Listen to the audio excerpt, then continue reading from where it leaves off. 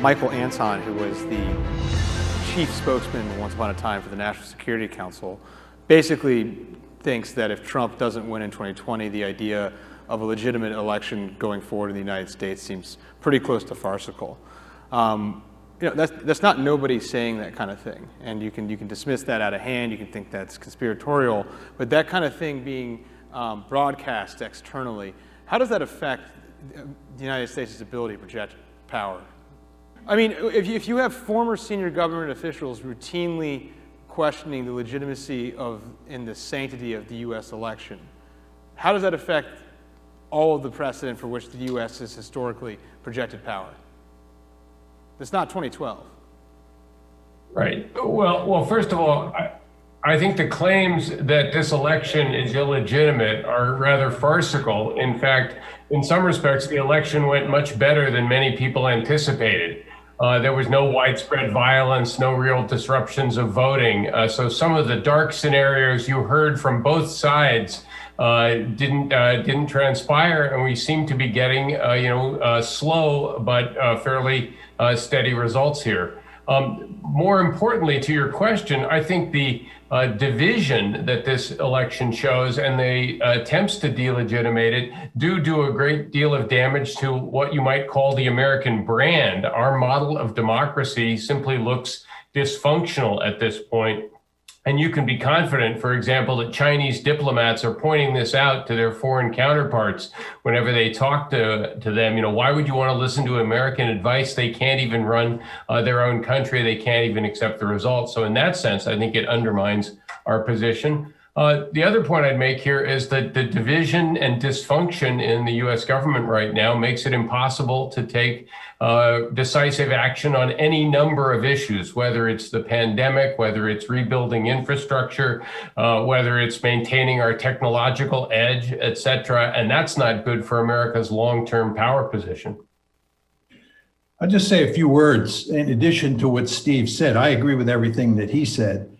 But when this country was put together, one of the great concerns of the founding fathers was that one side that won an election and was in office and then lost would not agree to leave power, and that it would try to retain power. And this was considered to be one of the greatest dangers to the future of the United States. And Madison actually addresses this issue in Federalist Paper number 10.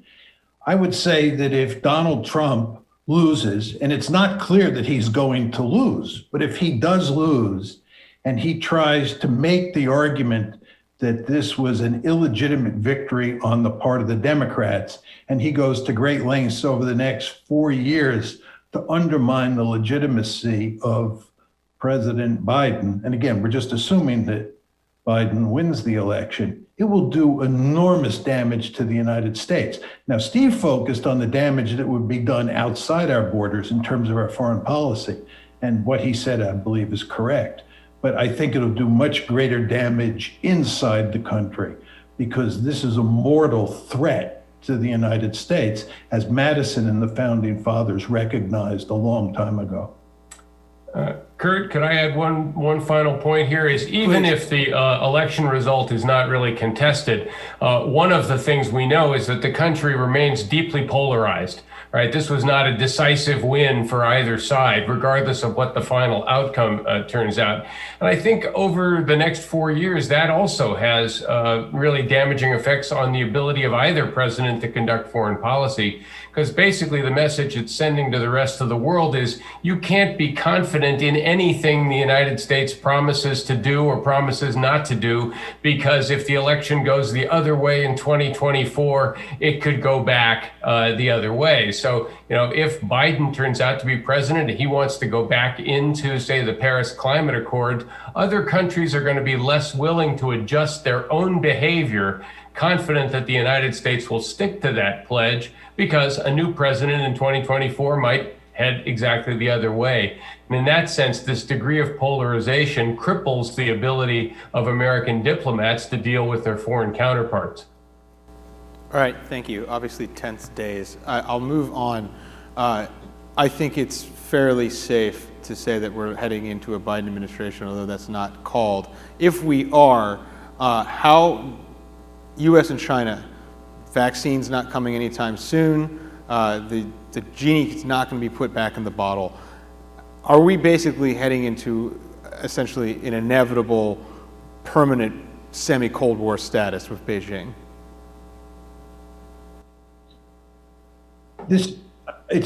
Curt, your sound is not particularly good. I interpret you to be asking the question of whether or not, with regard to China, the United States is settling into a new Cold War. Yeah. Okay. My answer to that is that we are settling into a new Cold War with China, and that was inevitable. As I've argued for a long time, if China continued to rise economically, it would translate that economic might into military might, and it would try to dominate Asia the way the United States dominates the Western Hemisphere. I think the Chinese would be crazy to do otherwise.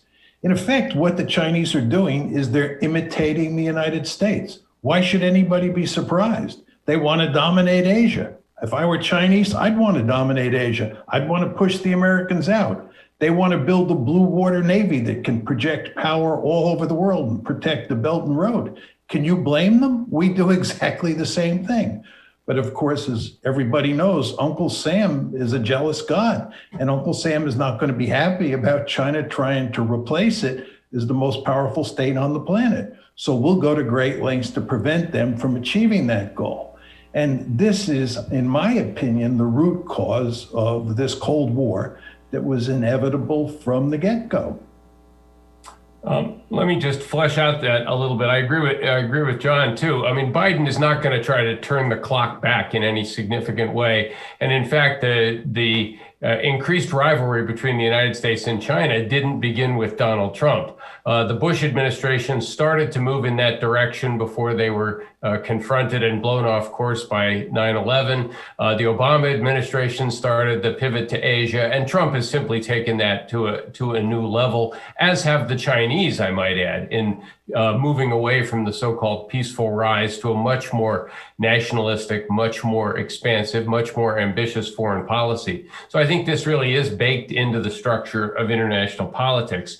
And one implication for that is, either a second Trump administration or a first Biden administration is going to maintain a mostly confrontational posture vis-a-vis China. And that means Asia is going to get a lot more attention than other parts of the world for a variety of different reasons.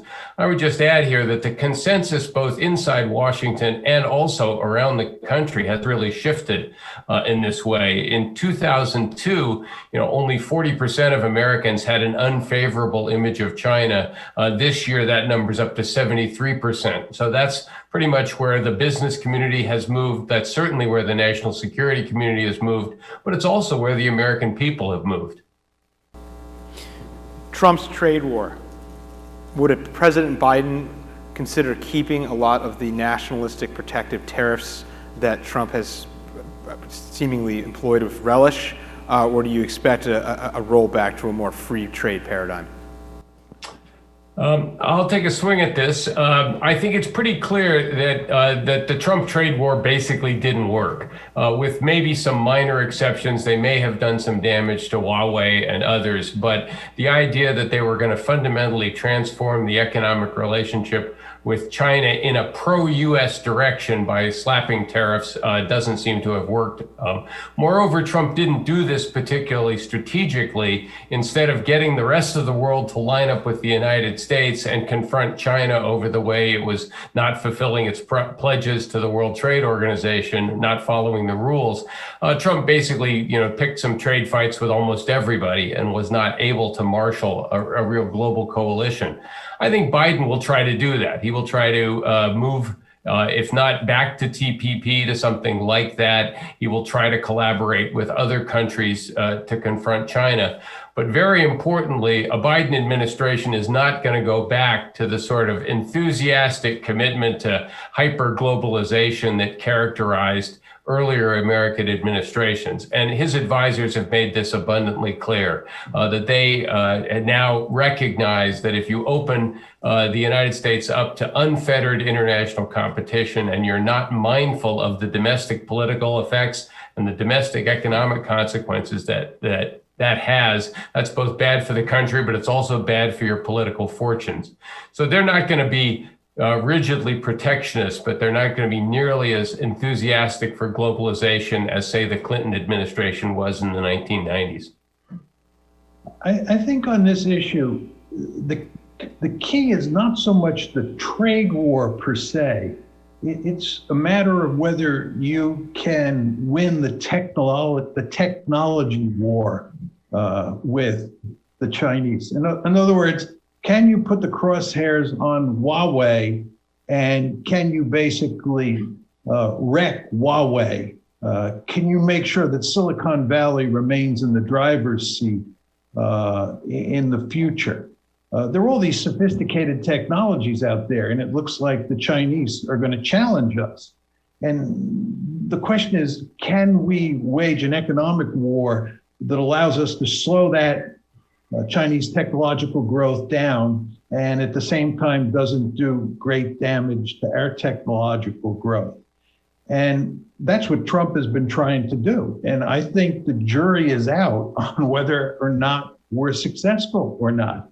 I was at Huawei headquarters in October 2019, and just walking around Huawei headquarters and talking to people, my sense is, just my sense, that there's no way we can slow down Chinese economic and technological growth in any meaningful way without doing enormous damage to ourselves. It's too late in the game.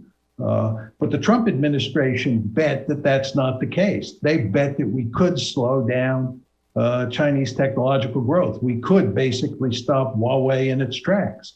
We'll see what happens. I think it's too hard to tell. It's too soon to tell whether or not the Trump administration's wager is going to pay off or not. Yeah. What do you think of the distinction that Biden seemed to take pains to make a couple of weeks ago in a 60 Minutes interview when he said that Russia was an adversary of the United States, but China was a mere competitor? I'll jump in on this one. I think this is nonsense, right? This Russophobia in the United States is just hard to imagine. And I believe it's mainly tied to Trump's election in 2016. The Democrats could not get over the fact that Trump beat Hillary Clinton. And they had to blame somebody. And of course, they didn't want to blame themselves, so they blamed the Russians. And we have been told that, Trump was in cahoots with Putin and with the Russians more generally, and that's why he won the election in 2016. And therefore, Russia is this great threat, and so forth and so on.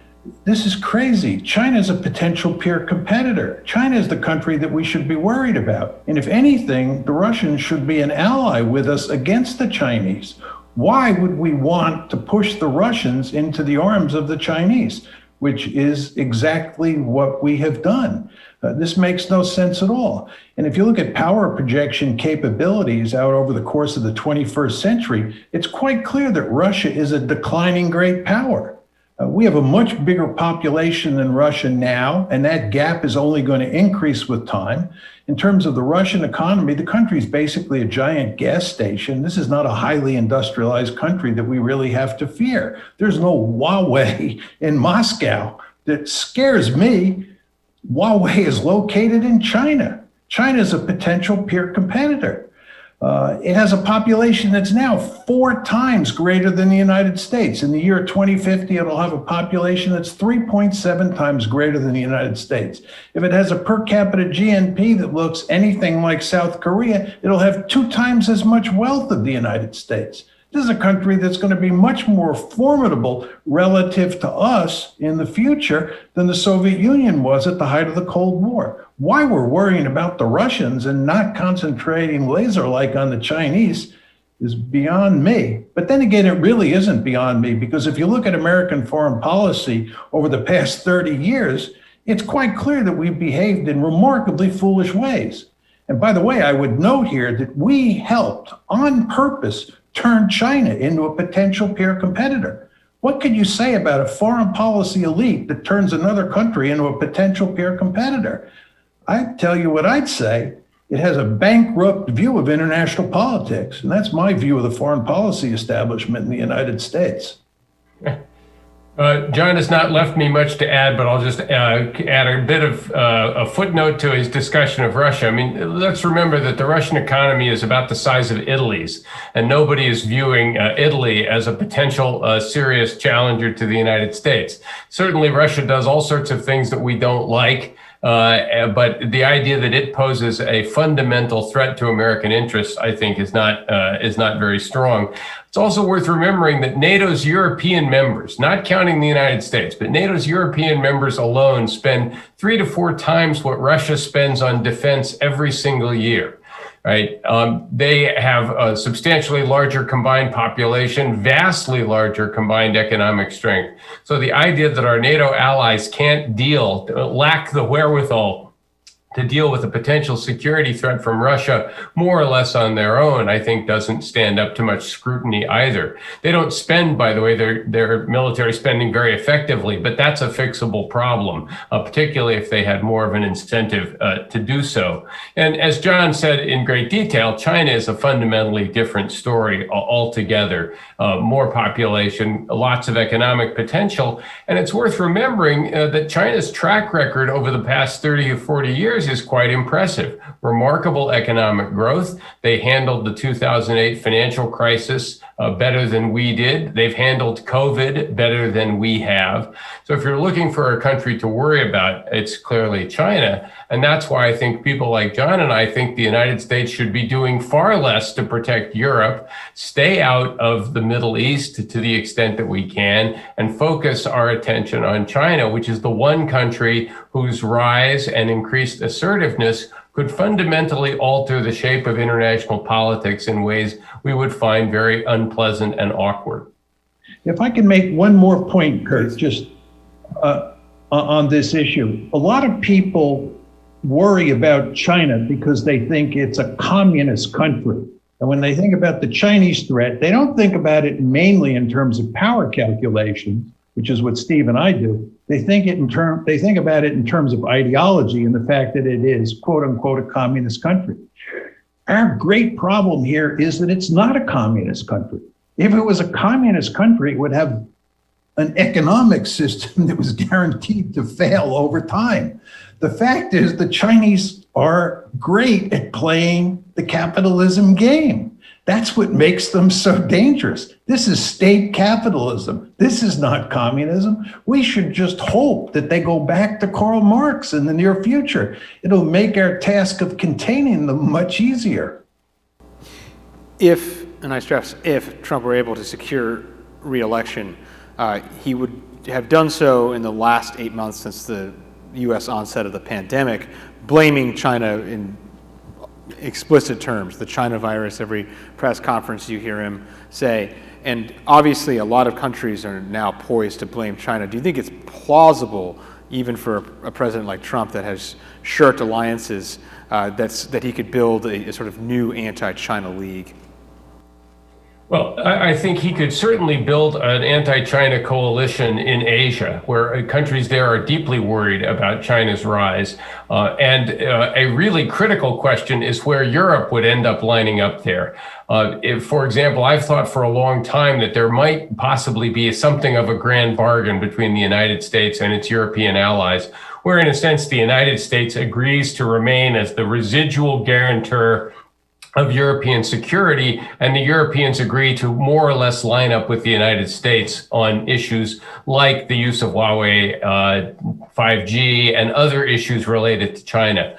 I think over the long term, if the United States and China are serious rivals and the Europeans try to sit that out, it will not be tenable for the United States, just politically tenable for the United States to remain strongly committed to European security. And I think a Biden administration has to be mindful of that. They're going to want to mend fences with the Europeans, but if the Europeans want to sit out the Sino-American rivalry, I don't think that's going to fly at all.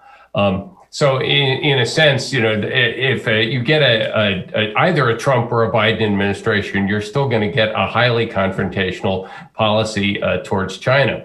The other thing I'd just add here is that China has not been doing itself any favors of late. I mean, one of the great puzzles of the last year or so is that the global pandemic has given China an enormous opportunity to win friends around the world, in part by pointing out how much more effectively they dealt with the pandemic once it happened. They clearly mishandled it at the beginning, and it's one of the reasons the world is facing this problem. But since then, they've done a much better job than most of the rest of the world in handling it. That would be a great opportunity for the Chinese, and unfortunately, they have simultaneously adopted the so-called wolf warrior diplomacy, this highly confrontational, almost insulting way of trying to deal with other countries. And have thrown their weight around in some other sectors as well, for example, on the border with India.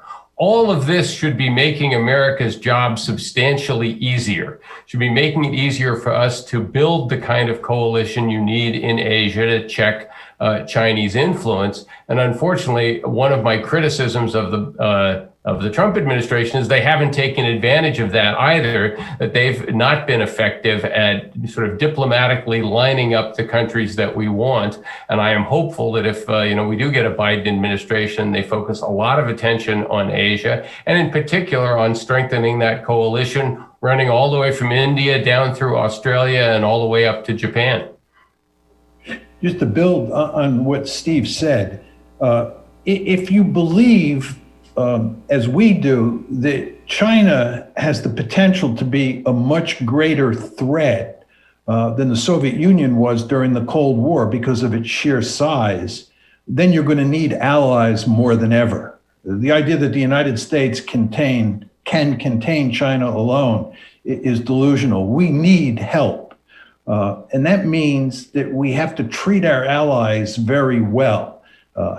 Now, my second point is that if you look at the geography of Asia, if you look at the countries that you would put in a balancing coalition around China to contain it, you see a great deal of geographical dispersal. India is a long distance away from Japan. Australia is a long distance away from both of those countries. This is not like the Central Front in Europe during the Cold War, where we had 8 core sectors, and the Americans, the Germans, the Belgiques, the Dutch, and the British were, shoulder to shoulder on the Central Front. This is a completely different ballgame. And this geographical dispersal puts a premium on smart diplomacy. You can't have an American equivalent of wolf diplomacy here, or wolf warrior diplomacy. It's going to get you into a lot of trouble. And I think the Trump administration has done a good job of putting the focus on China as a potential peer competitor and the need to contain it. But I think at the same time, the Trump administration has done a poor job of dealing with our allies in Asia and working to put together an effective balancing coalition. And I think this is most apparent in Southeast Asia, by the way, where it's very difficult for us to get those countries in that particular region to commit to us in ways that I think are necessary to help contain China. Yeah, I'll want to move outside Asia and just remember that this also has implications for our relations with the rest of the world. So, one of the greatest favors the United States ever did China as it was rising up was to get bogged down in these 2 horrible wars in Afghanistan and Iraq. Right, at a moment when China is really coming on like gangbusters, the United States was squandering trillions of dollars and enormous amounts of time, political energy, political capital on 2 wars in places that ultimately didn't matter very much. So, people in Beijing must have been overjoyed every year when the United States kept trying to solve problems in Afghanistan or kept being unable to get out of Iraq and more generally out of the greater Middle East. So again, an important lesson here is don't do anything stupid like that. And if at all possible, if you could get China bogged down in something like that, that actually might be effective from a strategic point of view. But more importantly, we want to stay out of quagmires of that sort, certainly. The other part is this really has implications for Europe, as I suggested earlier. If the United States is going to have to focus most of its attention on China and a lot of energy managing its relations in Asia, this means the Europeans are going to have to step up and take greater responsibility for European security. The United States is not going to be in a position to be the sort of ultimate guarantor everywhere all the time. And so part of the conversation that either Biden or a future Trump administration has to have with the Europeans is, look, China is the problem. Even if you're not going to be actively engaged doing things in Asia, you're going to have to do a lot more in your own neighborhood because we're not going to be able to do it all anymore. Okay. Quickly, a couple of questions to close it out. Professor Mearsheimer, Professor Walt made an interesting point that the CCP, the Communist Party, does make some ideological claims, and I think their claim through the coronavirus has been autocracy works. Autocracy's superior to democracy. We can shut the country down. We can get through these things. We don't have these messy elections. Isn't that an ideological competition in a sense? Well, there's no question that China is an authoritarian state. And in fact, if you go there, you sometimes think it's on its way to becoming a totalitarian state when you see all the instruments of control that they have in place and are putting in place. But you can be an authoritarian state or a totalitarian state without being a communist state in any meaningful way. And I do not believe that China is a communist state in any meaningful way. Certainly the way we used to see the Soviet Union and China itself during the Cold War. Now, does ideology matter here? The answer is yes, but it's not communism, it's nationalism. Remember, Steve was talking about wolf warrior diplomacy, and he was making the point that from the Chinese point or the Chinese perspective, this is a remarkably foolish way to do business. And of course, he's correct. So the $64,000 question is, why are the Chinese behaving this way? And the answer, in my opinion, is nationalism. The Chinese are a remarkably nationalist lot these days. And in fact, I believe the reason that they're playing the nationalism card so strongly is because communism is not a very effective ideology for serving as a glue to hold that nation state together. They believe that nationalism is much more effective. But the problem is that for them, nationalism is all about the century of national humiliation. That's the centerpiece of their nationalist rhetoric. And when they talk about the century of national humiliation, they emphasize that the two countries that humiliated them the most were the United States and the Japanese. But of course, they have a certain element of hostility towards almost every country in their region.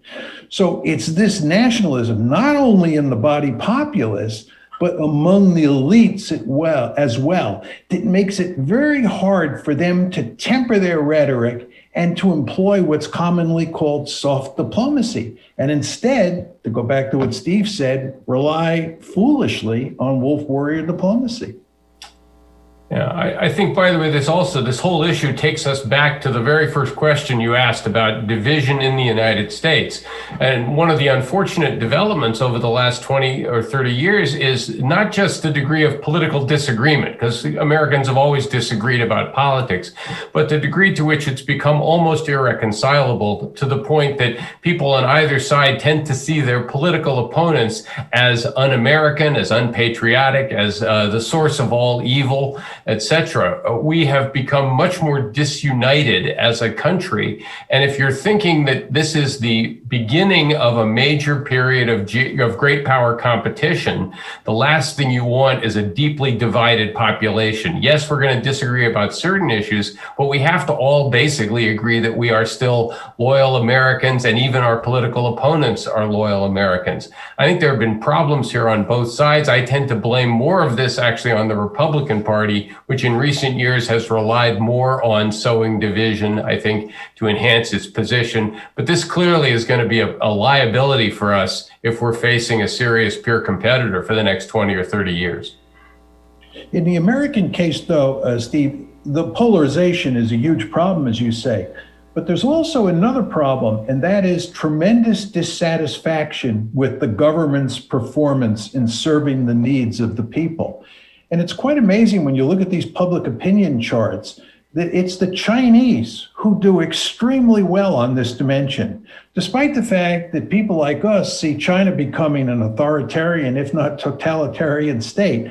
The fact is that well over 80% of the Chinese public is satisfied with the performance of their government. I don't know exactly what the number is in the American case, but the last time I looked, it was down in the 30% range. Well, if you take a country that had a per capita income of about $150 a year in 1978, and now is at $10,000 a year or so, you can understand why there's a certain degree of satisfaction with how the government is running things. Even in the periods where the United States has had healthy economic growth, and we've certainly had plenty of moments like that in the last 20 or 30 years, the biggest problem is that the benefits of that have not been adequately distributed across the population, and lots of people are hurting, and as a result, they are upset with what they perceive to be government failures. No doubt. Well, we clearly, at the very least, have our work cut out for us. Thank you very much for your time, professors. Great talking with you.